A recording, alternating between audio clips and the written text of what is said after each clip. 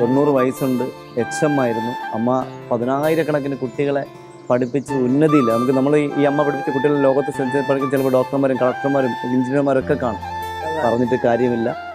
ഈ അമ്മയ്ക്ക് ഈ മകനെയാണ് കൂടുതൽ ഇഷ്ടം. അതുകൊണ്ട് ഈ മകനോടൊപ്പം തന്നെ അമ്മ എത്തിയെന്നുള്ളതാണ്. ഇവിടെ വന്ന് എല്ലാവരെയും ഒക്കെ കണ്ടപ്പോൾ എനിക്ക് വളരെയധികം സന്തോഷം തോന്നി. കാരണം ഇത്രയേറെ സ്നേഹത്തോടും സൗഹൃദത്തോടും കഴിഞ്ഞുകൂടുന്ന ഒരു വൃദ്ധ മന്ദിരം വേറെ കാണത്തില്ല എന്നാണ്. പലതിനെപ്പറ്റി ഞാൻ പറഞ്ഞു കേട്ടിട്ടുണ്ട്, ഞാൻ പോയി കണ്ടിട്ടില്ല. എങ്കിലും പലരുടെയും അനുഭവം പറഞ്ഞു കേട്ടതിൽ വച്ച് ഇത്രയും വൃത്തിയായും വളരെ സന്തോഷകരമായും ആളുകളെ നോക്കി പരിചരിക്കുന്ന ഒരു കൂട്ടുകുടുംബം ഇല്ല. ഈ കേരളത്തിൽ ഉണ്ടോ എന്ന് തന്നെ സംശയമാണ്. അതുകൊണ്ട് ഇവിടെ നിൽക്കാൻ എന്നും എനിക്ക് ആഗ്രഹമാണ്.